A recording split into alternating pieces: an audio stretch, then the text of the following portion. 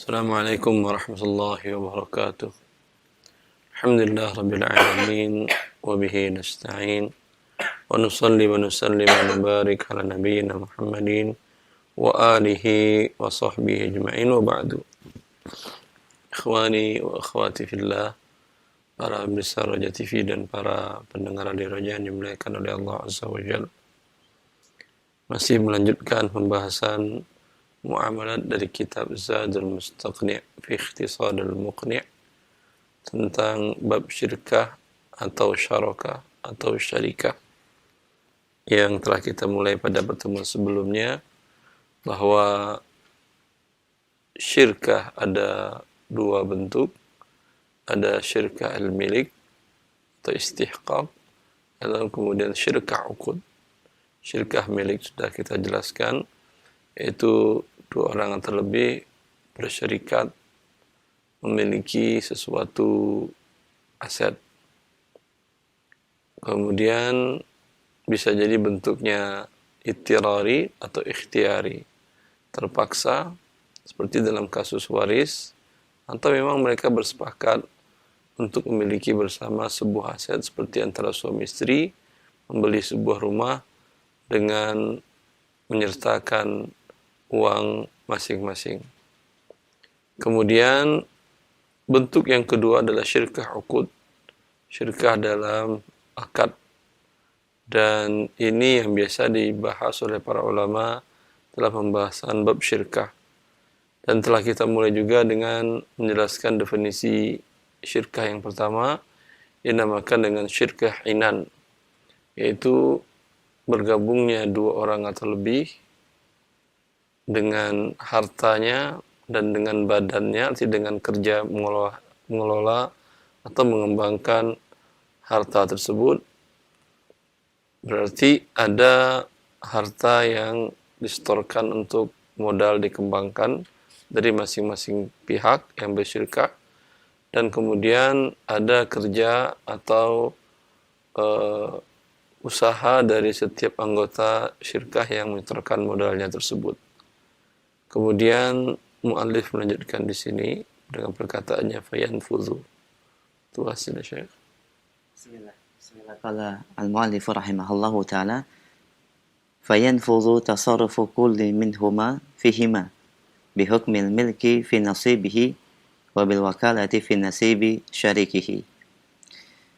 Dan kedua orang atau kedua pihak yang bekerja sama dan berserikat dapat melakukan pengelolaan terhadap harta keduanya bihukmil milki fi nasibihi, sesuai dengan ketetapan dari bagian nasib harta yang dimilikinya, dan dengan wakil dan yang diwakilkan dari kepemilikan dalam kerjasamanya.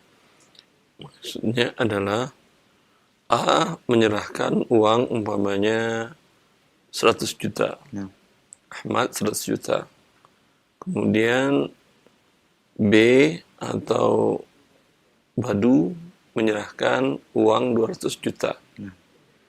Ahmad boleh mengelola 300 jutanya ini, membeli sesuatu untuk dikembangkan, untuk dijual, dan Badu pun boleh mengelola 300 juta ini untuk membeli sesuatu dan dijualkan untuk mendapatkan keuntungan, dibagi berdasarkan kesepakatan.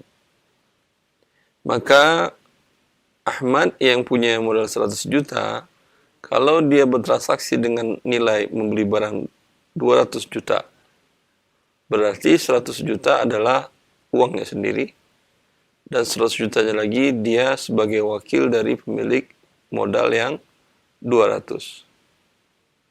Begitu juga Badu yang memiliki modal 200 juta, dia bisa bertransaksi dengan harga, pokoknya dia beli suatu barang atau aset barang dagangan untuk dijual kembali, mobil umpamanya, dia beli mobil bekas tadi dengan harga 250 juta. Padahal kan uang dia cuma 200 juta. Berarti yang dengan 200 jutanya dia adalah bertasarruf, berwenang dalam hartanya sendiri. Yang 50 juta adalah uang Ahmad yang disetorkannya dalam modal tadi. Ini dia tasarrufkan, dia kembangkan dengan sebagai wakil karena diizinkan oleh Ahmad untuk dikembangkan bersama. Ini maksud perkataan muallif di sini. Terus ya. ويشترط أن يكون رأس المال من النقدين المضروبين dan disyaratkan Walau maghsyushain yasiran. nah, Wasil qalin.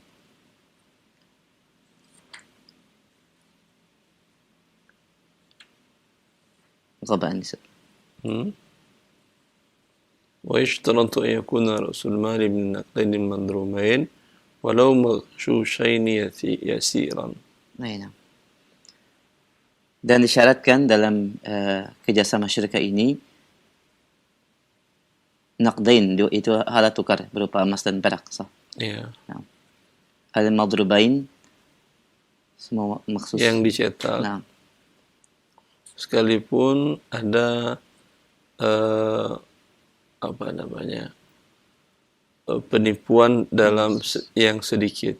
Nah. Ada penipuan yang sedikit. Nanti kita jelaskan maksudnya. Ya.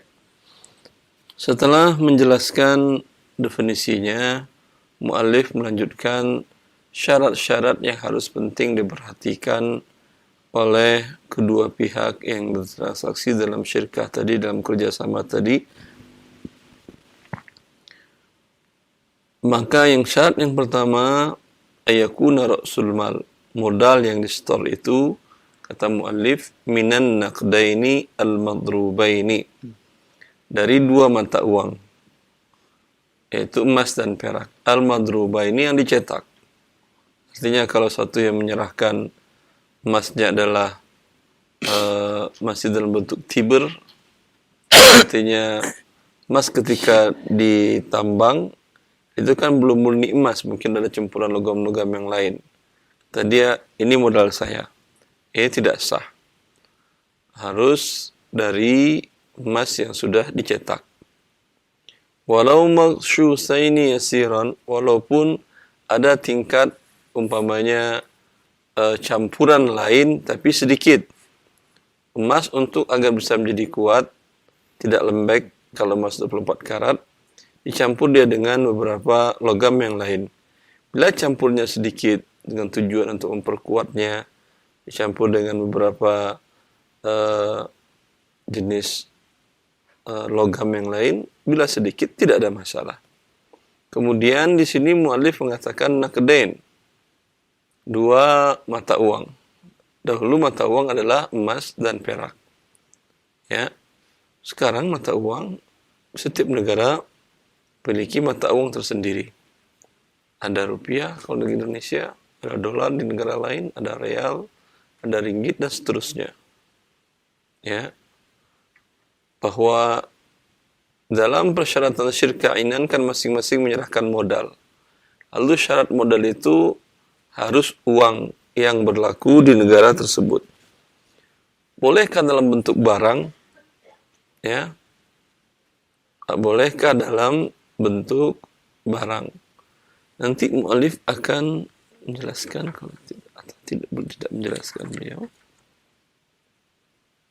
Nah, tidak. Kalau dalam bentuk barang, dalam hal ini sebagian para ulama dari mazhab Syafi'iyah tidak sah.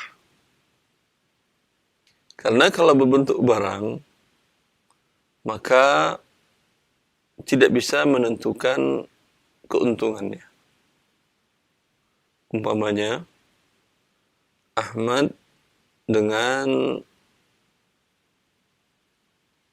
Abdullah di tahun awal 70, Ahmad menyerahkan tanahnya kepada Abdullah sebanyak 1 hektar pas di pinggiran jalan Tamrin sekarang, umpamanya di Jakarta. Kata Ahmad kepada Abdullah, ini putarlah modal saya. Modal kamu apa? Saya ada uang, kata dia. Saya ada uang 1 juta. Ini modal saya, tanah ini 1 hektar di pinggiran Tamrin ini. Ini modal saya, ya. Silahkan kamu mau bisnis apa? Bisnis properti, kata dia. Ya udah, kita kerjasama. Saya kalau sempat pun saya ikut, kalau enggak saya mohon maaf enggak ikut.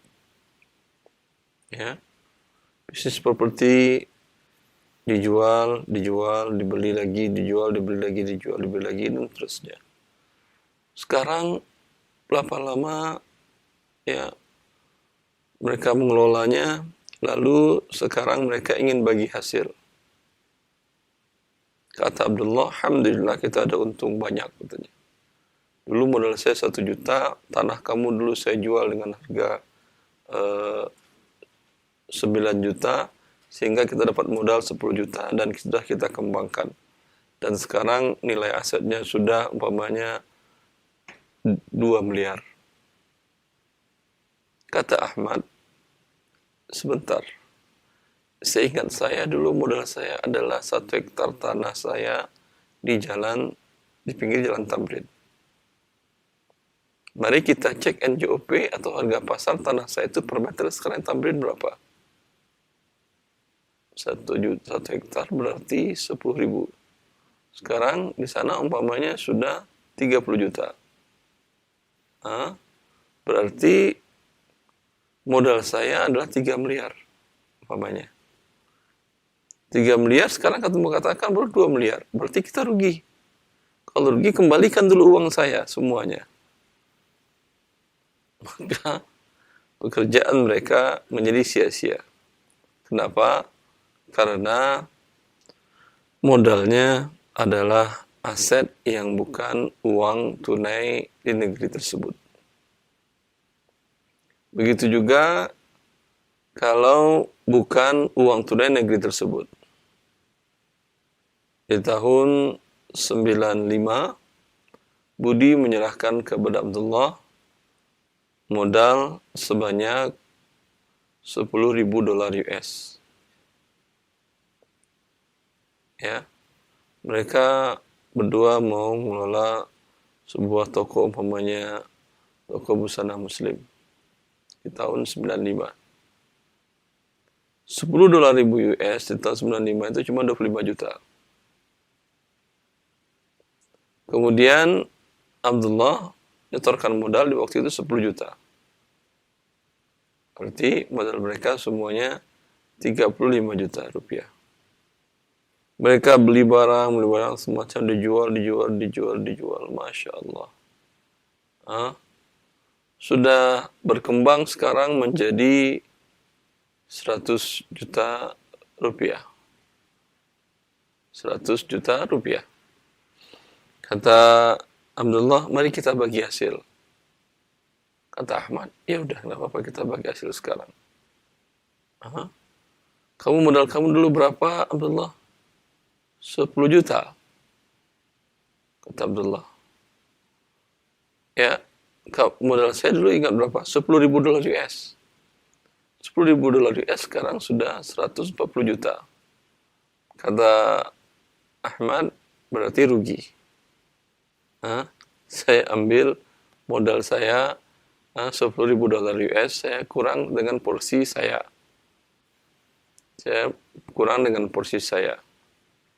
Kamu tetap berkurang juga porsi kamu dari 10 juta. Ya. Berarti ini yang menyebabkan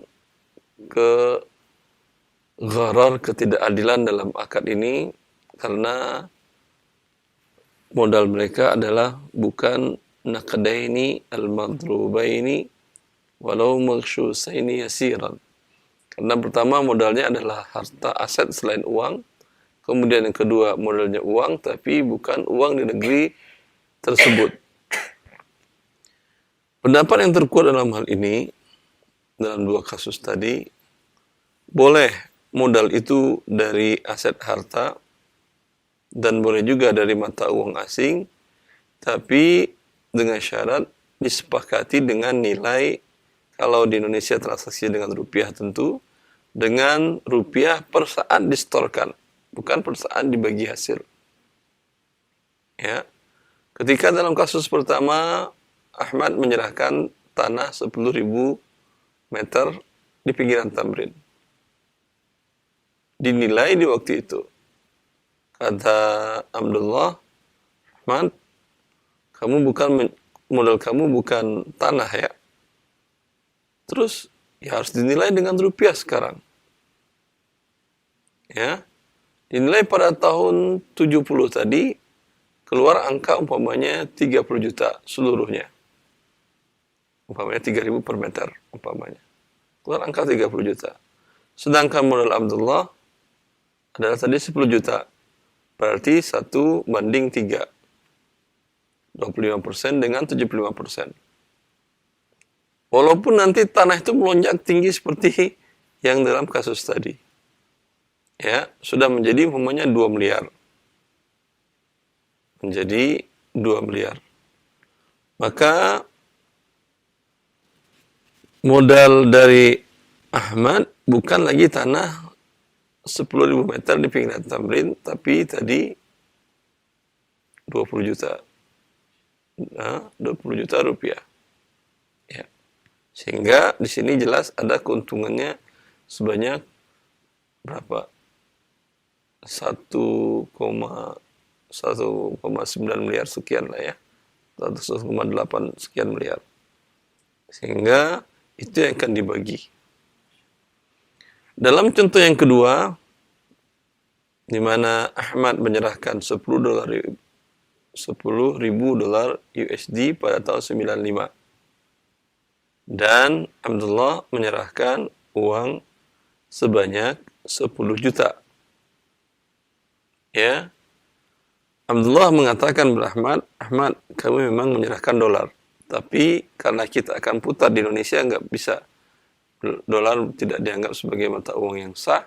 Maka kamu harus mau setuju untuk disepakati sekarang dengan kurs sekarang 2.500 rupiah umpamanya di tahun 95, maka modal kamu 25 juta, modal saya 10 juta. Dengan demikian saya 1, kamu 2,5. 1:2,5. Berarti keseluruhan modal kita adalah 35 juta. Nanti menjadi 100 juta, 35 juta kita keluarkan, yang selisihnya 65 juta baru kita bagi sesuai dengan kesepakatan. Lah modal saya kan dulu dolar, sekarang saya rugi ini. Kalau kamu tidak mau sepakat dengan rupiah, udah bawa sana dolar, kamu tukarkan dengan rupiah, serahkan rupiah. Karena tidak bisa kita kan mau jual beli baju busana muslim. Mereka nggak mau terima pembelian dengan dolar umpamanya. Dan seterusnya. Ya, ini penting diperhatikan agar syirkah tadi benar-benar membawa keberkahan.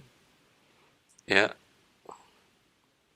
dalam sebuah hadis Nabi sallallahu alaihi wasallam, "Ana thalithu syarikaini ma lam yakun ahaduhuma sahibahu, fa in khanahu kharajtu min bainihima." Dua orang bersyirkah, aku yang ketiganya, kata Allah Azza wa Jalla. Artinya dia akan diberkahi usaha tadi. Selagi salah satu tidak berkhianat. Bila salah satu berkhianat, aku keluar dari syirkah tadi. Aku tinggalkan mereka melakukan perbuatan mereka sendiri. Ya. Maka, bila ini tidak diketahui dengan baik, tidak disepakati dengan baik, biasanya terjadi seperti yang dijelaskan oleh Allah Azza wa Jalla, wa inna katsiran minal khulata'i la yabghi ba'duhum 'ala ba'd. Sungguhnya sangat banyak orang yang bersyirikat, satu ingin menzalimi yang sebagiannya ingin menzalimi sebagian yang lain. Ya. Karena itulah para ulama kita, para fuqaha kita menjelaskan rukun dan syarat ini agar syirkah tadi terjaga tetap membawa keberkahan di dunia dan di akhirat. Cukup anak kira sana. Jazakumullah khairan.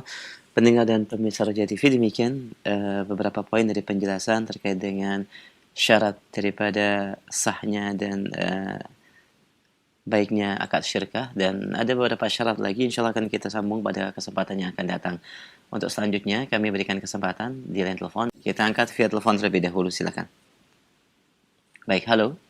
Halo, Assalamualaikum. Waalaikumsalam warahmatullahi wabarakatuh. Dengan siapa Bapak di mana? Dari Bondan, Jakarta, Pak. Silakan, akhi. Pak, Ustadz mau tanya, kan kalau kemarin, kalau nggak salah dibahas untuk ada pertanyaan mengenai uang pensiun. Pengelolaannya kan dilakukan seperti ya tidak syariah lah. Nah, kira-kira sebetulnya dalam Islam, pengelolaan pensiun seperti apa yang cocok gitu loh, Ustadz. Jadi maksudnya saya ngumpulin uang, kemudian pada saat pensiun saya pengen nggak kerja, tapi uang itu bisa menghasilkan. Memang ada nggak konsep yang di syariah gitu loh, Ustaz? Sebentar. Kira-kira. Anda kira-kira memiliki kebijakan dalam hal ini? Enggak, misal saya sendiri pribadi misalnya, Ustaz. Saya Baik.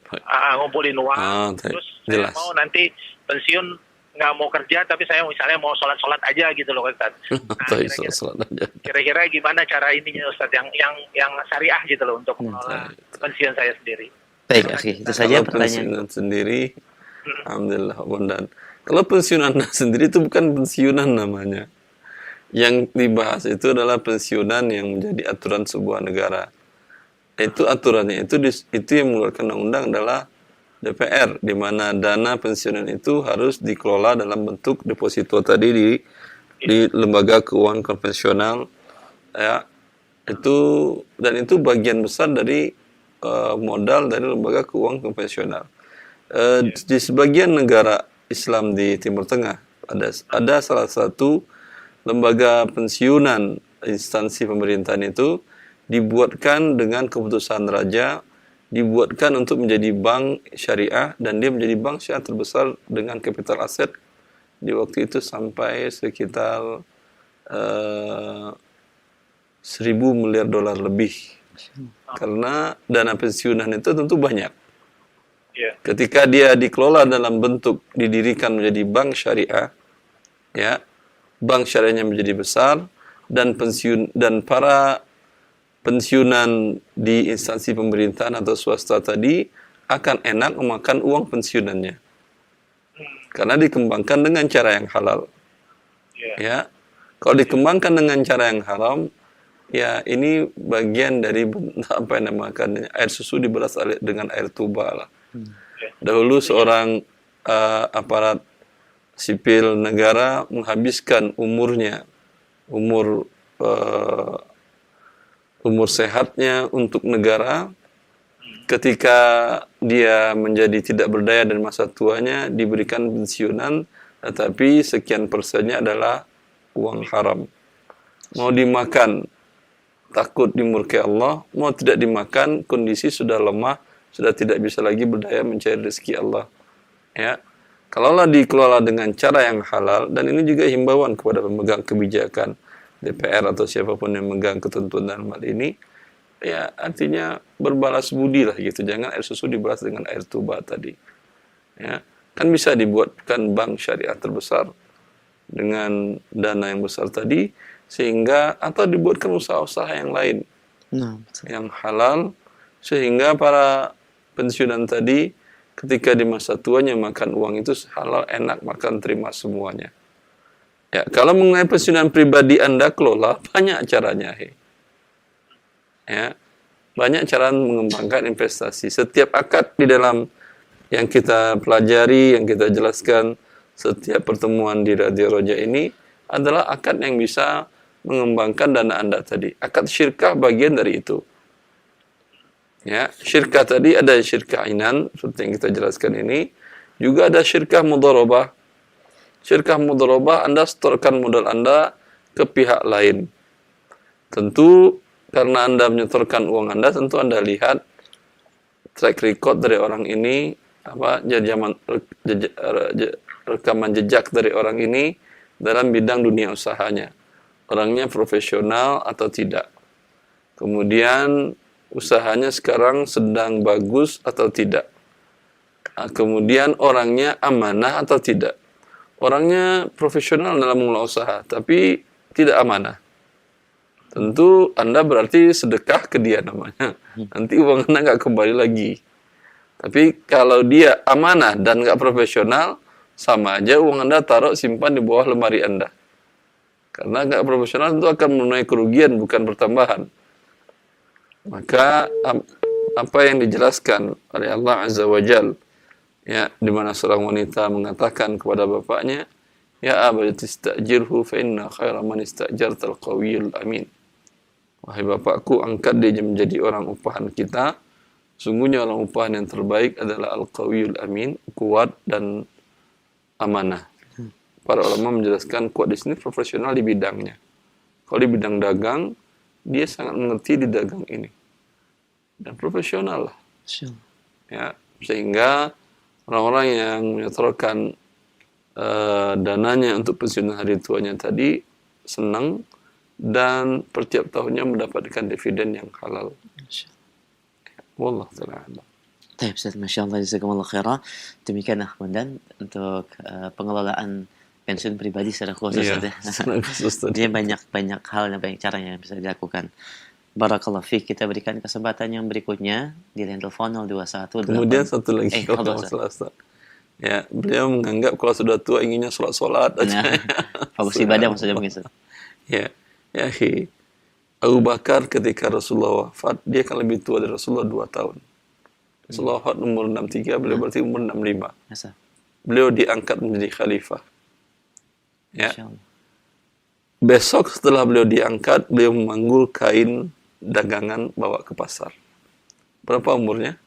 65. 65 berarti ke Indonesia ada pensiun kan? Nah. Pensiun kan umur berapa? 55, 50. Umur 55 umpamanya.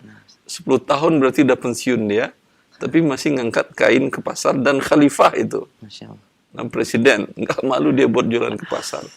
Dan bertemu dengan Umar, dia sedang mengangkat kain di pundaknya. Umar mengatakan, "Ila aina ya khalifata Rasulullah?" Wahai pengganti Rasulullah, mau kemana? Kata dia, dagang pasar. Katanya. Lalu Umar mengatakan, kemarin kan engkau sudah diangkat menjadi khalifah, menjadi presiden mengurus umat Islam. Kalau engkau berdagang ke pasar, siapa yang mengurus umat Muhammad sallallahu alaihi wasallam? Abu Bakar membalas menimpali dengan ucapannya, kalau saya tidak dagang ke pasar, siapa yang mengurus perut anak istriku? Maka kemudian Umar mengambil kebijakan bahwa diberikan, udah, wahai khalifah Rasulullah, engkau tidak boleh dagang lagi ke pasar, tapi biaya hidupmu, istrimu, dirimu dan anakmu setiap hari diambilkan dari Baitul Mal setengah ekor kambing. Berarti seekor kambing untuk 2 hari. Berarti gajinya 15 ekor kambing sebulan. Seperti itu gaji khalifah. Ya. Nggak ada yang, jangan, umur pensiun adalah umur yang paling bagus untuk Anda mengembangkan usaha. Karena Anda sudah mengalami, mengecam manis dan pahitnya, getirnya kehidupan, sehingga Anda lebih mengerti cara mengembangkan harta tadi. Tapi kalau mau enak-enak, mau sholat-sholat saja, ya, ini bukan akhlak seorang muslim. Rasulullah Abu Bakar tadi bisa kita lihat di umur segitu masih berdagang. Nah, dan menjadi sebuah ibadah khusus saja. Ya, tentu. Insyaallah. Allah berkati. Barakallahu fiik. Demikian satu faedah tambahan dari Ustaz untuk antum dan juga secara umum bagi kita semua pendengar dan pemirsa Roja TV. Semoga menjadi manfaat bagi kita semua. Barakallahu fiik. Kami berikan kesempatan yang berikutnya. Kita angkat kembali. Halo. Silakan, sudah masuk. Iya, silahkan. Assalamualaikum. Waalaikumsalam. Ahlan akhi, dengan siapa di mana? Dengan Abdullah di Semarang. Pak Abdullah, taib di Semarang. Tafadhol, silahkan.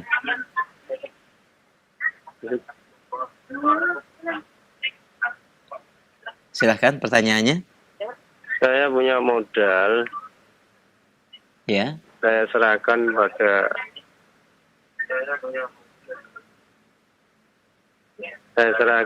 kepada sahabat saya. Ya. Dikelola. Kemudian Pak, pertanyaannya? Pertanyaannya, semula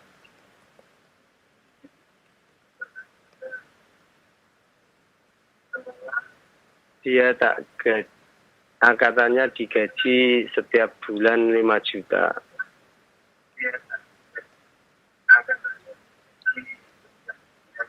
Kemudian? setelah beberapa tahun, mulanya modalnya 1 miliar. Hmm.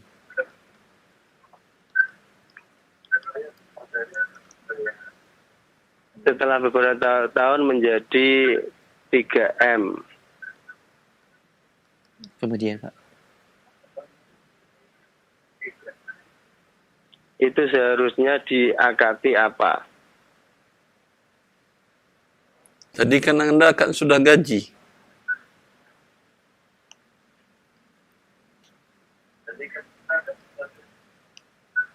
Iya.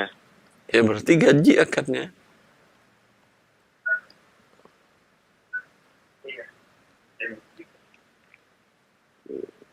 Terus pertambahan modal itu jadi hak saya. Alhamdulillah, iya. Insyaallah. Haknya dia hanya gaji 5 juta per bulan. Tapi kalau Anda ingin dia berikan dia bonus, ya Alhamdulillah. Berarti itu kebaikan dari Anda. Insyaallah. Demikian Pak Abdullah, bisa difahami insyaallah. Halo, Taib. Hasan, alhamdulillah. Taib, demikian Pak Abdullah di Semarang. Semoga jawaban Ustaz memberikan manfaat bagi Bapak ya. Barakallahu fiik, jazakallahu khair. Kita berikan kesempatan berikutnya. Kita akan kembali. Silakan. Halo. Assalamualaikum Ustaz. Waalaikumsalam warahmatullahi. Dengan siapa di mana? Saya Abu Zahra di Malaysia. Abu Zahra di Malaysia. Silakan. Ya. Ini Ustaz, saya mau tanya gini. Nah, Saya ada bisnis jual online. Misalkan saya ambil foto barang dari salah satu aplikasi online. nah, Kemudian saya tawarkan di Facebook. Saya katakan harganya ini perkiraan sekian ribu. Jadi kalau ada yang minat akan order, kemudian menjelaskan warna dan ukuran yang diinginkan. Kemudian barangnya saya pesan. Setelah saya pesan barangnya sampai, kalau dia mau ambil ya terserah, kalau tidak mau ambil ya tidak apa-apa. Saya bisa jual kembali kepada yang lain. Apakah jual beli seperti itu bisa, Ustaz? Ini berarti Anda sudah menjual sebelum Anda miliki kan ya? Ya, saya tawarkan. Kan cuma tidak ada kesepakatan janji dia harus wajib ambil atau tidak. Cuma Dia nggak jadi, nggak ada masalah. ya nggak jadi, nggak masalah. Tapi uang sudah dikirimkannya. Belum, nanti selepas sampai, kalau jadi dia mau ambil, ya dia bayar. Kalau tidak, saya jual ke yang lain lagi, Ustaz. Ketika dia pesan Anda beli gitu kan ya? Ya, Dia belum menyerahkan uang kepada Anda. belum. Ya, kemudian setelah Anda beli, Anda tanyakan ke dia jadi beli atau tidak gitu. Ya, Kalau jadi dia bayar, kalau enggak ada masalah gitu. ya Ustaz, begitu. Ustaz. Itu boleh. Alhamdulillah, Ustaz. Jazakallahu khair. baik, Abu Zahra di Malaysia. Jazakallahu khair. Mungkin bisa dijelaskan secara perinci Ustaz, tadi bagaimana Ustaz? Ya.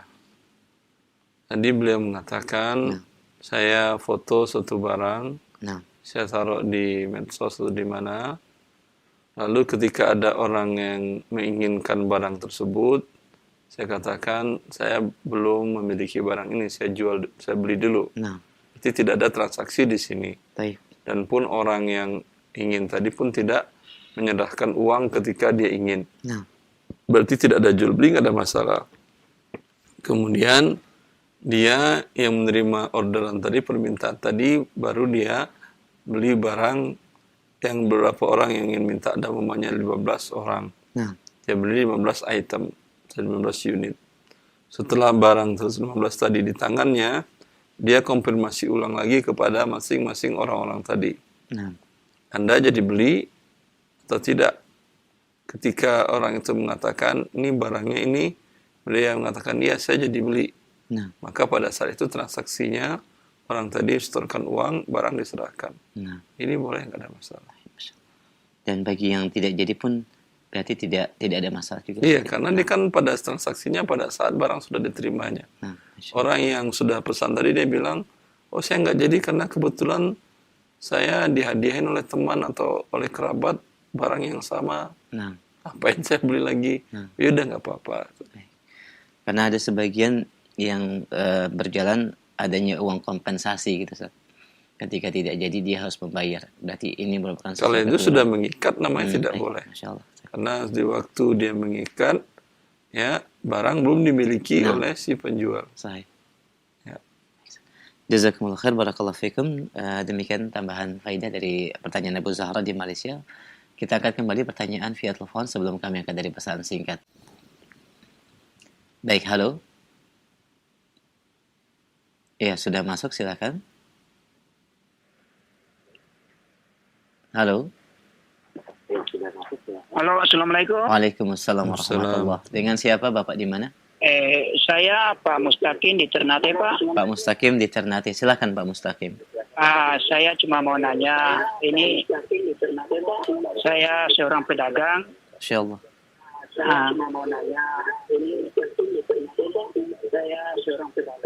Tapi saya juga pernah melakukan itu namanya koperasi lah.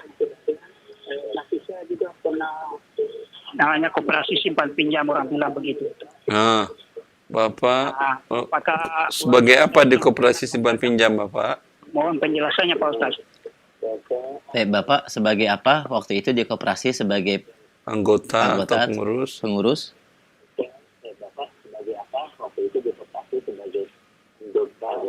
Iya, anggota juga Pak, anggota. Tapi anggota biasa. Ya, baik. Baik, kita akan simak jawabannya. Bapak jazakallahu khair. Silakan, Sob. Koperasi simpan pinjam yang biasa dilakukan di negara kita oleh kaum muslimin, simpan pinjam dalam Islam bagus. Anda menyimpan berarti meminjamkan kepada pihak yang menerima simpanan. Kemudian bila ada pihak yang membutuhkan dia pinjam, berarti dari dana tadi dipinjamkan ke pihak ketiga. Ini suatu hal tolong-menolong dan bagus.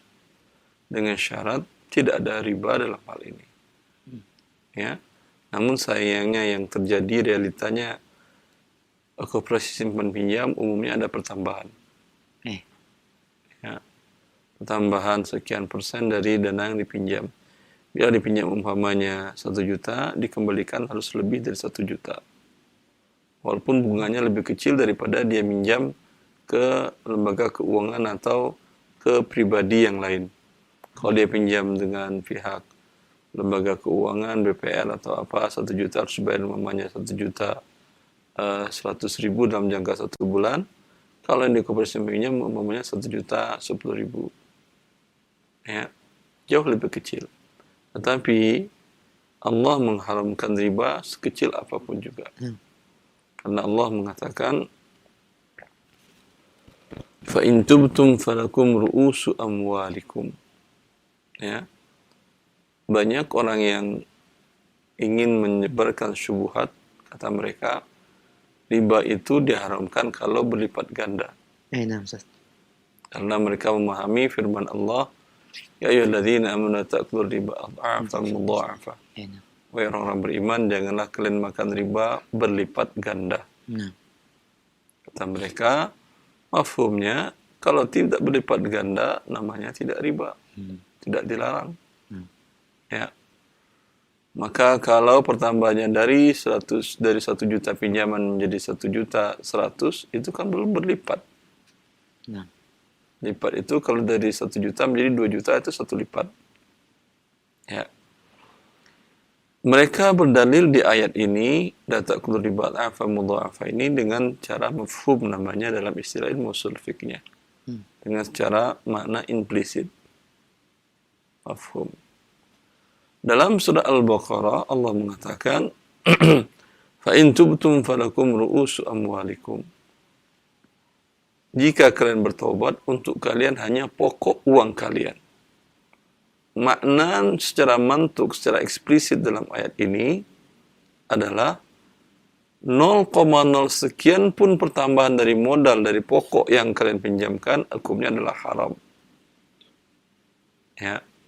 Dan bila bertentangan antara makna mantuk dengan makna mafhum, yang mantuk mana eksplisitnya, berapapun pertambahannya haram. Makna implisitnya di ayat Al-Imran bahwa itu harus berlipat ganda. Bertentangan berarti mana yang dipakai? Didahulukan yang mantuk. Yang makna eksplisit tadi. Ya. Maka berapapun pertambahan dalam pinjaman tadi yang disyaratkan di depan, maka ini adalah riba. Ya, maka hendaklah kaum muslimin di negara ini dan negara kaum muslimin yang lainnya bertobat kepada Allah dari riba ini.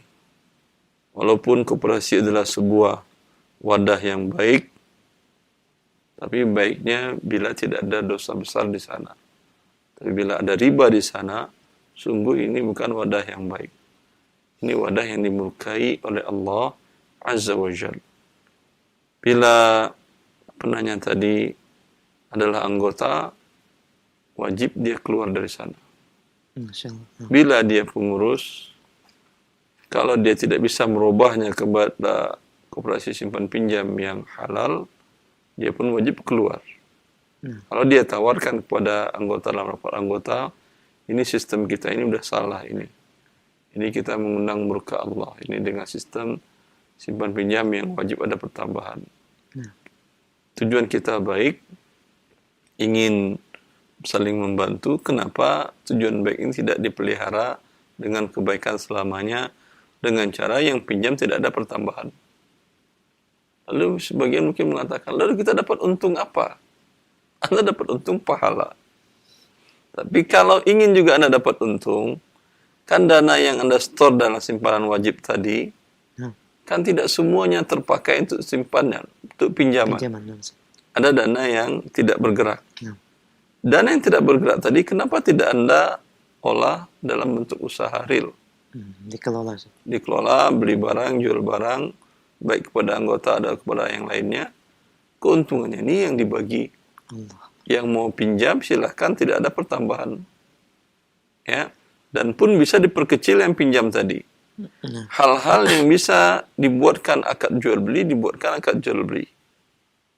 Umpamanya kebutuhannya adalah dia ingin renovasi rumah. Ya, Anda katakan koperasi kita menjual material-material tadi juga. Kamu pesannya materialnya apa, kita belikan, ya. Kamu bayar dengan mencicil dan harga lebih mahal. Dibuat akadnya setelah barang Anda terima. Ya, sehingga ada keuntungan. Kemudian pinjaman buat apa? Umpamanya dia mengatakan pinjaman untuk berobat. Istri saya, anak saya sakit berobat. Ini tentu tidak bisa dibisniskan. Masa orang sakit Anda bisniskan? Anda cek, memang kondisinya demikian atau surat-surat keterangan dari dokter. Ini bisa pinjaman tanpa ada pertambahan. Sehingga wadah ini membawa keberkahan di dunia dan di akhirat. Dan selamat dari kemurkaan Allah, ya, wadah yang membawa kepada perbuatan riba. Jazakumullah khairan atas penjelasannya dan jawabannya. Demikian Bapak dan pendengar kita yang ada di Ternate, ya, barakallahu fiik. Selanjutnya kami angkat pertanyaan dari pesan singkat yang sudah cukup banyak masuk. Di antaranya, Assalamualaikum warahmatullahi wabarakatuh. Assalamualaikum warahmatullahi wabarakatuh. Iya, pertanyaannya Ustadz, saya memiliki sawah beberapa hektar yang dikelola oleh penduduk masyarakat setempat dan saya hanya mendapatkan bagian daripada hasil dari penjualan sawah atau padi yang dipanen setiap 6 bulan atau setiap tahun. Pertanyaannya, apakah ada kewajiban bagi saya membayar zakat pertanian? Jazakallahu khair. Ya. Dalam kerjasama ini nanti mu'alif akan menjelaskan ada namanya muzara'ah, ada namanya musaqah, ada namanya mugharasah. Ya. Dalam kewajiban zakatnya adalah masing-masing mengeluarkan dari haknya masing-masing. Tadi yang punya tanah umpamanya berapa? Umpamanya dapat punya tanah adalah 33% atau sepertiga. Buat pengelola adalah sisanya yaitu 2/3 atau 66%. Ya. Hasil panen umpamanya 5 ton atau 6 ton. Yang punya tanah dapat 2 ton, kemudian yang pengelola dapat 4 ton.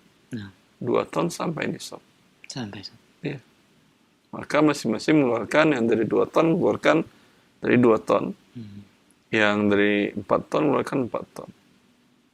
Kalau ternyata hasilnya cuma dapat sekitar 600 kilo. 600 kilo mungkin sampai nisab. Tapi kan ini milik berdua. Nah, Milik masing-masing 300. Yang satu miliknya adalah 200 kilo. nah, Yang satu miliknya 400 kilo. nah. 400 kilo tidak sampai nisab, 200 kilo tidak sampai nisab, maka tidak ada kewajiban zakat bagi masing-masingnya. Masya Allah. Alhamdulillah, jazakumullah khairan. Demikian pendengar dan pemirsa Roja TV yang bertanya, barakallahu fiik. Kami akan kembali pertanyaan berikutnya dari pesan singkat. Assalamualaikum warahmatullahi wabarakatuh. Ustaz, saya membeli tanah di beberapa tempat dengan tujuan investasi, Ustaz. Sebagiannya dikelola untuk buah-buahan dan juga untuk sawah ladang. Apakah ada zakat bagi saya untuk pembelian tanah dalam tujuan investasi tersebut? Jazakallahu khair. Yang saya pahami, beliau tidak tujuan tanah ini untuk dijual kembali, Nah, tetapi untuk dikembangkan nah, dalam usaha di atasnya ditanami tanam-tanaman. nah. Maka zakat tanah tidak ada. Insya Allah. Yang ada paling dari hasil tanaman tadi kalau untuk dijual. Kalau tidak untuk dijual, ya, dan ada makanan pokok seperti beras atau jagung, itu yang terkena zakat. Masya Allah. Ya, adapun tanaman yang lain, umumnya dia tanam sayur mayur, ya, tidak untuk dijual, untuk konsumsi, maka ini tidak ada zakat. Tapi kalau sayur mayur tadi untuk dijual, ya, dan hasilnya sampai satu nisab emas, yaitu 85 gram, sekitar 60 juta, Nah, maka ada zakat. Tapi kalau cuman hasilnya dari penjualan ini cuma sampai sekitar di bawah dari 60 juta, maka tidak ada zakat. jazakumullah khair atas jawabannya, Ustaz. Dan demikian pendengar dan pemirsa Roja TV yang bertanya, barakallahu fiik. Kami akan kembali pertanyaan dari Cirebon, Abu Hafiz. Yayasan kami, Assalamualaikum warahmatullahi wabarakatuh. Yayasan kami sedang membangun masjid, Ustaz. Dan tiba-tiba kami dihubungi oleh yayasan dari salah satu bank syariah, dan kami mendapatkan sumbangan sebesar 10 juta. Dan kami diharuskan membuka rekening di bank tersebut. Pertanyaannya, apakah boleh dana tersebut digunakan untuk pembangunan masjid? Jika tidak boleh, harus dikemanakan donasinya? Ya Allah ta'ala alam. Anda tinggal menanyakan apakah ini uang dari denda keterlambatan, karena bank syariah, sebagian bank syariah itu untuk penalti bila terlambat dan mereka mengenakan penalti, itu uang penaltinya dijadikan seperti tadi, uang untuk kemaslahatan umum. Ini kenapa dengan kemaslahatan umum? Karena ini riba dan tidak diakuinya sebagai laba profitnya mereka. Lalu diapakan uang ini? Dialokasikan untuk kemaslahatan umum. Kalau ini untuk masjid, berarti uang riba untuk masjid. Ya, wallahu ta'ala alam. Banyak para ulama tidak merekomendasikan uang riba untuk masjid. Tapi kalau mengatakan dia ini adalah hasil laba kami, tidak ada masalah. Bila ternyata itu adalah uang riba, itu yang tadi, ya, maka boleh Anda gunakan untuk pembangunan toiletnya di masjid tadi. Allah ta'ala. Baik, alhamdulillah. Demikian Abu Hafiz di Cirebon. Jazakumullah khairah. Mudah-mudahan menjadi manfaat. Dan semoga Allah mudahkan pembangunan masjidnya. Kami akan kembali pertanyaan berikut dari pesan singkat. Assalamualaikum warahmatullahi wabarakatuh. Salam. Ya, terkait dengan pinjaman ke bank konvensional, Ustaz, atau bank syariah, apakah diperbolehkan jika dalam kondisi yang terjepit, Ustaz, di mana ada kebutuhan yang mendesak? Dan pertanyaan sebelumnya juga menanyakan dia dijebak oleh salah seorang ikhwah atau salah seorang temannya yang mengharuskan dia membayar hutang begitu besar dengan jangka waktu atau tempo waktu yang sangat singkat. Dia sudah berusaha untuk mencari bantuan dan pinjaman, namun belum ada jawaban dan solusi kecuali dengan meminjam kepada bank konvensional. Apakah dalam kondisi seperti ini masuk ke dalam kaidah darurat? Jazakallahu khair. Wallahu ta'ala alam. Kaidah darurat tidak bisa ditanyakan pakai tulisan. Karena harus Anda jawab pertanyaan-pertanyaan dari saya. Umpamanya, karena kadar darurat itu sangat-sangat spesifik sekali. Nah. Mungkin bagi A darurat, bagi B tidak. Bagi C mungkin sangat darurat sekali, bagi D adalah sama sekali tidak ada darurat. Ya. Kalau umpamanya yang darurat itu adalah hilang salah satu daruriyatul khams, hilang nyawa, hilang din, hilang nyawa, hilang harta, hilang akal, hilang kehormatan. Dan itu betul-betul di depan mata. Artinya, kalau Anda menyerahkan umpamanya sertifikat rumah Anda dengan harga umpamanya 100 juta rupiah. Nah. Lalu Anda dijebaknya dengan hutang 10 juta, kalau tidak, itu rumah Anda disita dia dengan cara kekerasan atau cara semuanya dia. Nah. Ini kan hilang harta Anda 90 juta, hilang Anda nggak punya rumah lagi. Nah. Tapi lihat sejauh mana dia bisa melakukan. Ya, kalau cuma sekedar gertak, ya, kalau cuma dia mempergunakan beberapa oknum keamanan dan segala macam, ya, Anda yakin bahwa Anda akan menang kalau dibawa ke pengadilan atau Anda laporkan dia kepada pihak berwenang, Anda yang menang. Ini bukan darurat namanya. Masya Allah. Maka pernyataan darurat itu tidak bisa dijawab secara umum, harus didiskusikan langsung, ditanyakan langsung secara individu, secara pribadi. Bertemu muka, Ustaz, ya? Ya. Biar lebih terperinci. Ya, dia mengatakan, saya sakit, tidak ada dapat, saya mau udah jual rumah, belum laku. Ya, ini darurat, saya pinjam ke uang riba. Nah. Ya, sakit itu bermanfaat, ya, akhi. Nah. Menghapuskan dosa-dosa Anda. Tidak, dia mau mati, saya Ustaz. Siapa yang bilang kamu mati? Hasil lab kemarin, semua dokter spesialis ada menyatakan begini-begini, dalam waktu 2 ke 24 jam tidak ada treatment atau apa namanya, pelayanan kesehatan dari rumah sakit tadi, saya diperkirakan akan mati. Berapa angka persentase perkiraan matinya? 99%. Ayo udah, silakan Anda pinjam riba. Ya, tapi kondisi ini kapan adanya? Nah. Ya, itu mau mati kan menurut Anda saja yang mau mati. Tidak menurut hasil laporan medis. Ya. Maka tidak bisa dijawab secara umum. Karena kalau dikatakan semua darurat, orang menganggap darurat sakit sekali ini saya. Sakit tangannya hanya luka saja atau putus satu. Tidak darurat namanya itu. Nah, Ustaz. Bisa Anda jahit ke dokter biasa. Tidak harus spesialis dengan angka besar, harus pinjam dengan riba. Sahih. Ya. Dan pun masih banyak solusi yang lain. Benar. Kalau dalam kasus tadi dia ada jebak ikhwan, tinggal Anda adukan ikhwan tadi ke polisi.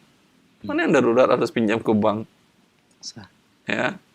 Kemudian andai kondisinya memang tidak bisa lagi, Anda silahkanlah datang ke lembaga zakat. Kan banyak lembaga zakat di negara kita yang dananya triliunan. Nah. Ada hak Anda di sana.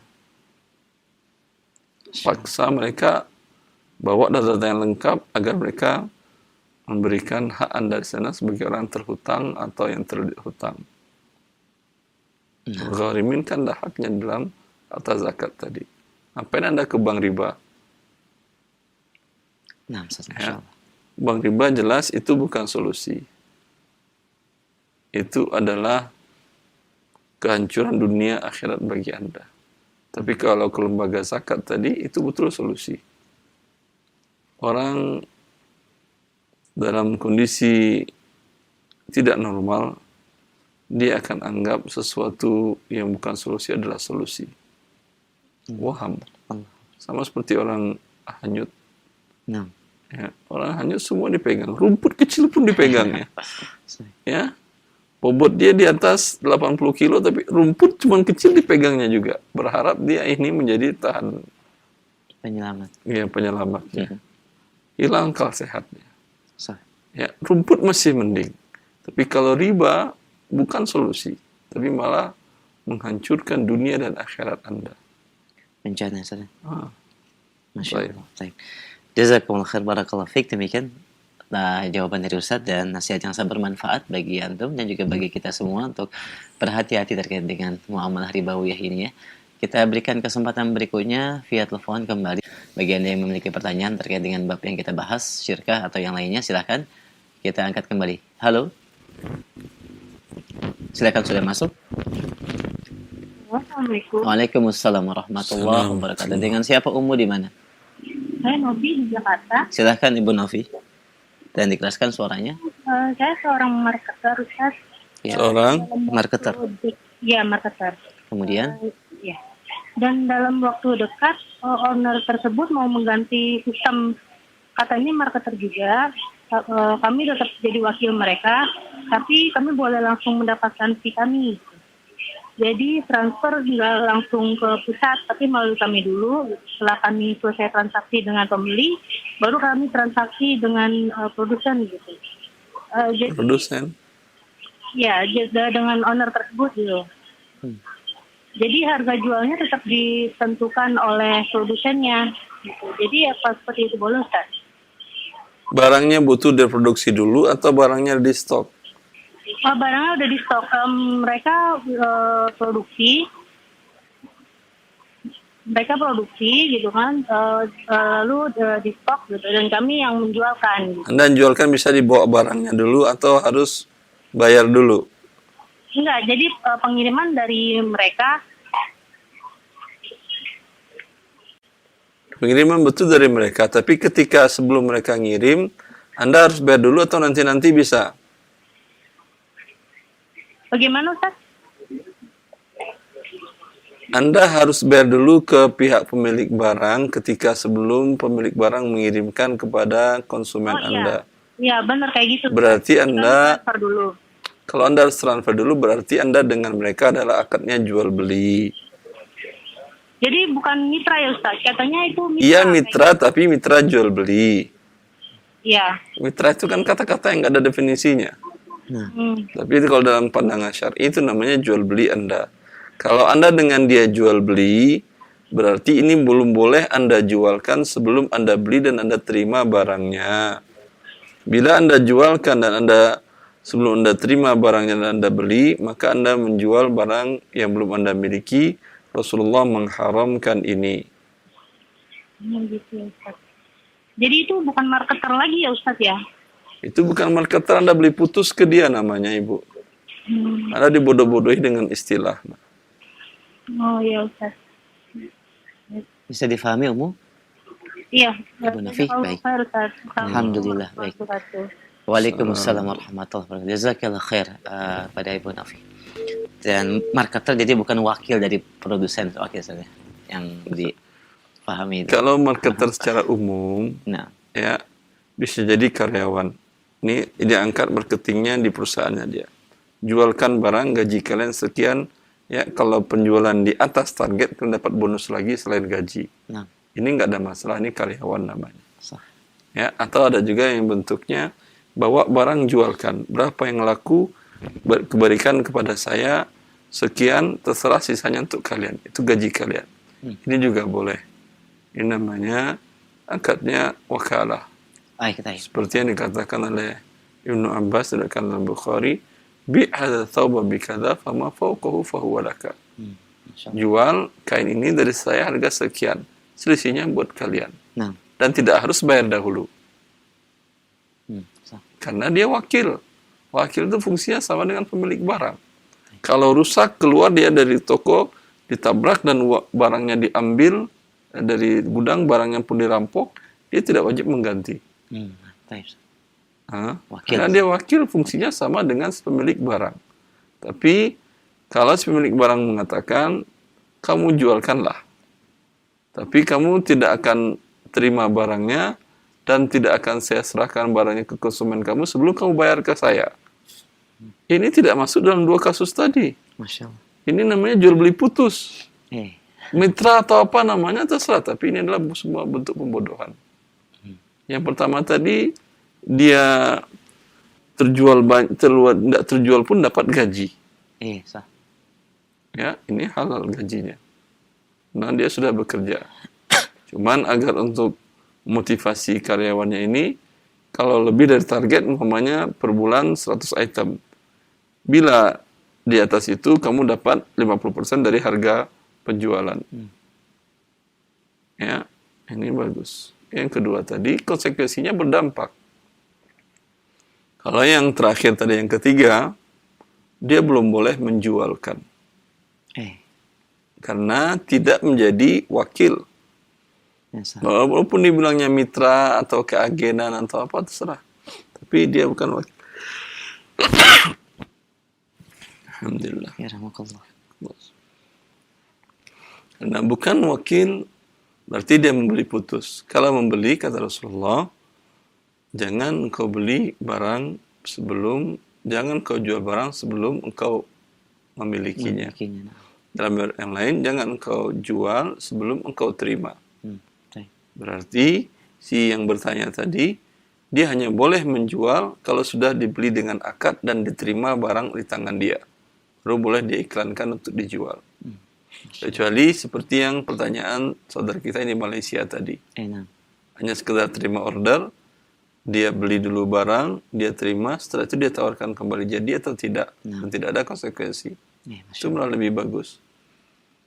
Baik, Masya Allah. Alhamdulillah. Jazakumullah khairan. Demikian tambahan jawaban untuk Ibu Novi juga dan juga bagi yang lainnya. Semoga ini bermanfaat. Jazakumullah khairan. Kami angkat kembali pertanyaan via telepon. Ya, halo. Silakan, sudah masuk. Ya, halo. Assalamualaikum. Ya. Ini Pak Ustadz. Baik. Ahlan, dengan siapa Bapak? Di mana? Mohon maaf. Waalaikumsalam. Ini Insa di Riau, Pekanbaru. Di Pekanbaru, Bapak. Silakan, Pak. Ini dengan Pak Insa di Riau. Silakan pertanyaannya, Pak. Jadi gini, Pak Ustadz. Saya kan supir. Ya, ini Pak. Saya kan seorang supir. Jadi untuk sholat Jumat gitu. Untuk sholat Jumat, kadang saya ketinggalan gitu. Apa bisa diganti dengan sholat zuhur aja? Atau harus sholat Jumat sendiri gitu, Pak? Sopir pribadi atau sopir angkutan umum, Bapak?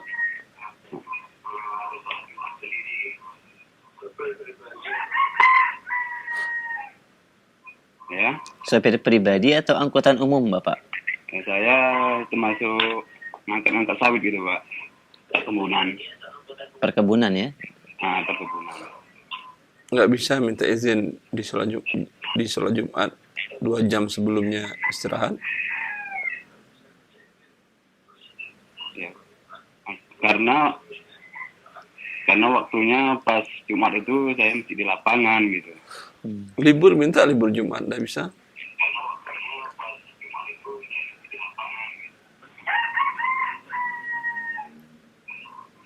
Bapak bisa ajukan libur di hari Jumat, Pak?